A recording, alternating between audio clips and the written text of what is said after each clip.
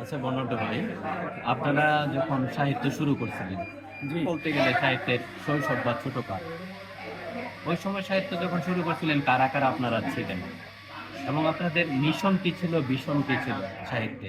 আচ্ছা আজকে আজকে কি তারা আছে বা তাদের পর্যায়টা কোন পর্যায়ে আছে?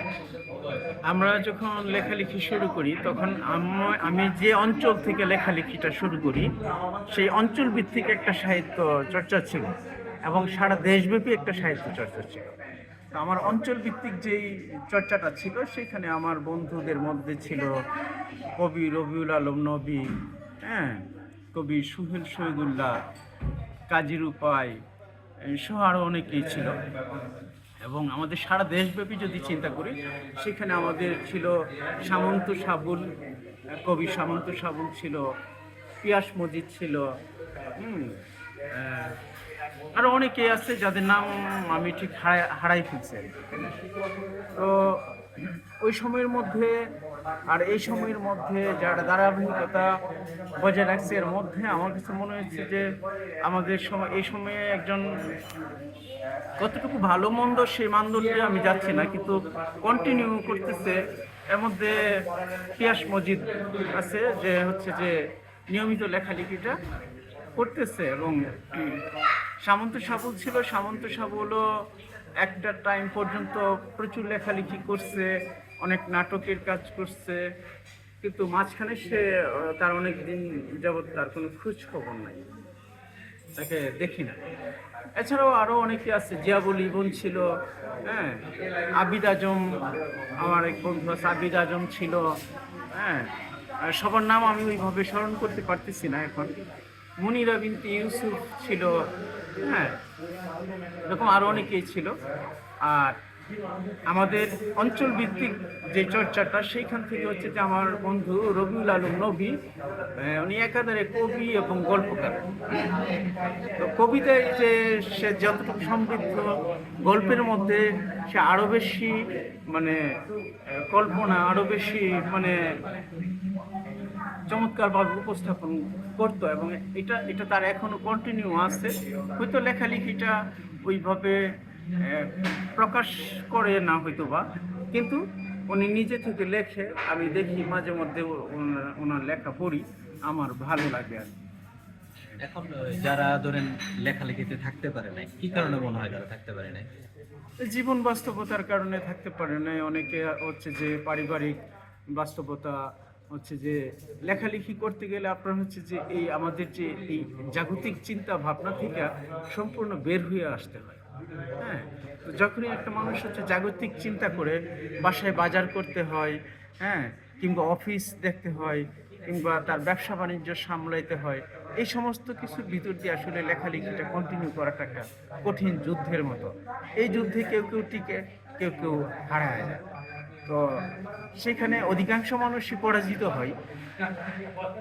100 জন যদি লিখে সেখান থেকে হয়তো 2-1 জন টিকে, হ্যাঁ, এই জন্য অনেকে হারায় যায়।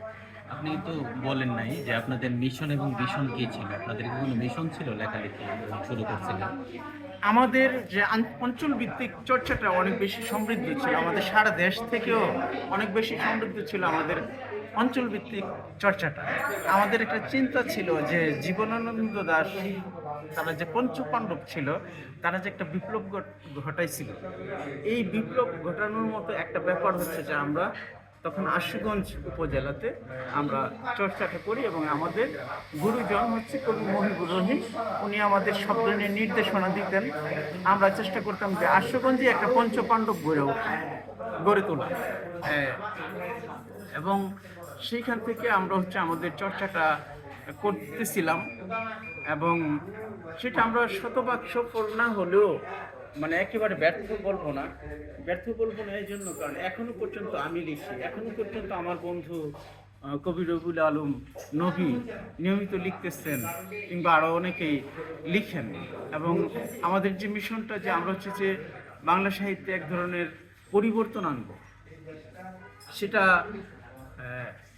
শিল্প কিংবা সাহিত্যের একটা প্রধান কাজ হচ্ছে আমরা যে গতানুগতিক কথা বলি, আমরা যে গতানুগতিক কাজগুলা করি, সেই গতানুগতিকতার জায়গা থেকে একেবারে ভিন্ন চিন্তা, একেবারেই এমন একটা চিন্তা, যে চিন্তাটা হচ্ছে যে হাজার জনের মধ্যে একজনও ভাবে না যে ভাবে সে হচ্ছে একজন শিল্পী বা একজন কবি বা একজন সাহিত্যিক। তো আমাদের সেই জায়গা থেকে হচ্ছে যে আমি এবং আমাদের রবিউল আলম নবী, আমরা দুইজন হচ্ছে যে নিয়মিত করতেছি। এবং সোহেল শহীদুল্লাহ পেশাগত কারণে তার জীবন জীবিকার জন্য দেশের বাইরে থাকেন, এবং বাইরে থাকা সত্ত্বেও কিন্তু উনি ওনার পেশাগত কাজের মধ্যেও উনি ওনার লেখালেখিটা চালিয়ে যাচ্ছেন। আমি গত কয়েকদিন আগে ওনার একটা কবিতা পড়লাম, বেশ ভালো লাগলো। আমাদের যোগাযোগটা না থাকার কারণে, যোগাযোগ বিচ্ছিন্নতার কারণে আমরা হয়তো একে আরেকের খোঁজ খবরটা ওইভাবে নিতে পারি না। আমাদের আগের যে যোগাযোগটা ছিল পত্রিকা মাধ্যমে, যে আমরা পত্রিকায় লেখা ছাপা হলে একজনের আরেকজন দেখতে পারতাম, কিন্তু এখন হচ্ছে আমরা পত্রিকা নির্ভর না, আমরা হচ্ছে সম্পূর্ণ হচ্ছে যে, যেমন আমি পত্রিকাতে লিখি না, বা আরও অনেকেই পত্রিকাতে লিখে না। হ্যাঁ, তো পত্রিকায় না লেখার কারণে আমরা কিন্তু সহজেই একজন আরেকজনের লেখাটা পড়তে পারি না, জানতে পারতেছি না উনি কী ধরনের চর্চাটা করতেছে বা কী ধরনের প্র্যাকটিসটা এখন চালাইতেছে। তাও মাঝে মধ্যে অনলাইনের এখন ফেসবুকের মাধ্যমে বেশি লেখালেখি বা শিল্প মাধ্যমে চর্চাটা হয়। তো ফেসবুকে যতটুকু দেখি, তা আমার মনে হয় যে সবাই যার যার অবস্থান থেকে আসে তার মতো করে যুদ্ধটা চালিয়ে যেতেছে। এবং যেটা বললেন যে আমাদের লক্ষ্যের দিকে, যে আমরা যে বললাম যে আমরা একটা পঞ্চপাণ্ডবের মতো আমরা হচ্ছে একটা শিল্প বিপ্লব গড়ে তুলব। হ্যাঁ, সেটা তো আসলে মহাকালের বিষয়। এটা আসলে একদিনে বা এক মাসে, এক বছরে কিংবা এক যুগেই হচ্ছে যে এটা সফলতা আশা করা যায় না। তবে আমরা ভিতরে ভিতরে আমাদের সেই চর্চাটা চালিয়ে যাচ্ছি। ধন্যবাদ।